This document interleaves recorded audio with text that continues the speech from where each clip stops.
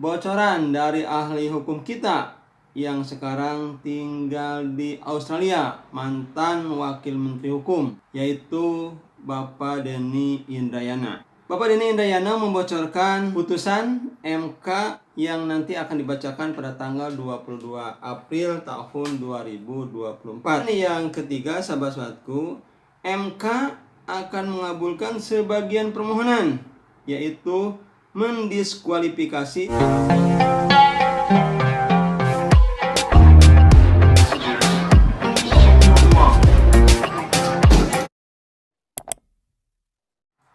Assalamualaikum warahmatullahi wabarakatuh.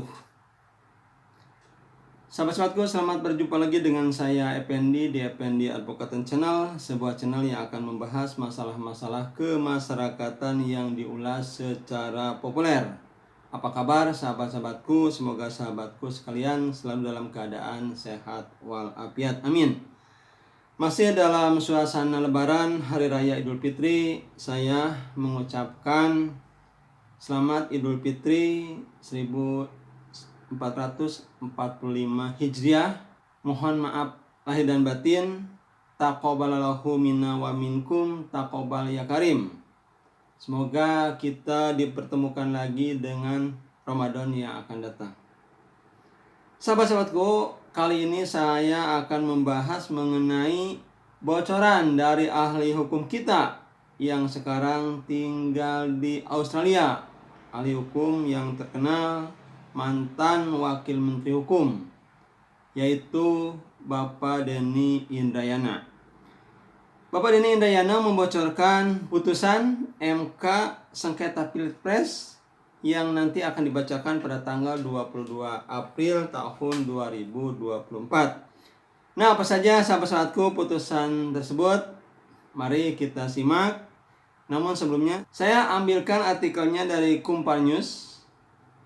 Dikatakan bahwa menurut Bapak Denny Indrayana, putusan MK itu ada 3. Yang pertama adalah gugatan tidak dapat diterima. Dalam bahasa hukumnya adalah NO. Kemudian gugatan diterima. Dan yang ketiga, gugatan ditolak. Nah, menurut Bapak Denny Indrayana, bahwa permohonan atau gugatan yang disampaikan oleh paslon 1 maupun paslon 3 tidak mungkin putusannya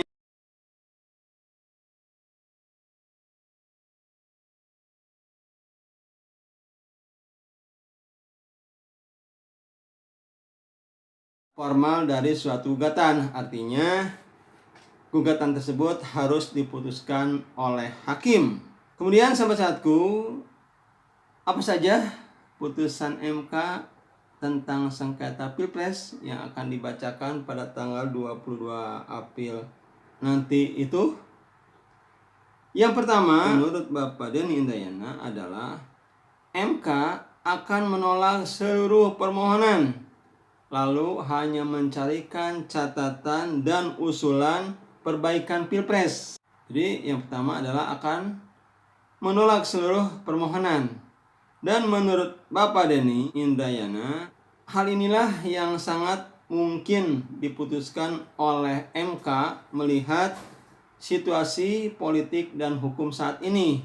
Artinya MK akan menguatkan keputusan dari KPU tentang rekapitulasi hasil Pilpres tahun 2024. Yang kedua, sahabat-sahabatku, MK akan mengabulkan seluruh permohonan. Dan ini lagi-lagi menurut Bapak Denny Indrayana adalah sesuatu yang mustahil. Mustahil MK mengabulkan seluruh permohonan yang disampaikan baik paslon 1 maupun paslon 3. Kemudian yang ketiga, sahabat-sahabatku, MK akan mengabulkan sebagian permohonan, yaitu mendiskualifikasi cawapres Gibran Raka Buming Raka. Artinya pencalonnya itu batal.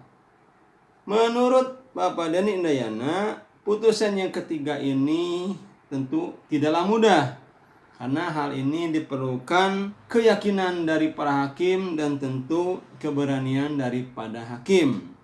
Kemudian sahabat-sahabatku, yang keempat, MK akan mengabulkan sebagian permohonan, yaitu membatalkan kewenangan Cawapres Gibran Raka Buming Raka dan melantik hanya Capres Prabowo, lalu memerintahkan dilaksanakannya pasal 8 ayat 2 Undang-Undang Dasar 1945.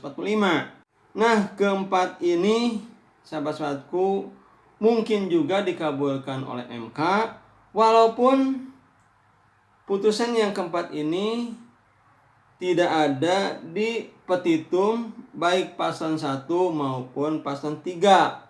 Artinya kalau hal ini dikabulkan, itu artinya putusan yang ultra petita. Jadi hakim berlebihan memberikan putusannya. Dalam kasus perdata, tentu hal ini tidak boleh. Tapi karena ini mengenai hukum ketatanegaraan, maka hal itu dibolehkan. Dan tentu putusan ini akan mungkin dikabulkan oleh hakim konstitusi, oleh majelis hakim konstitusi.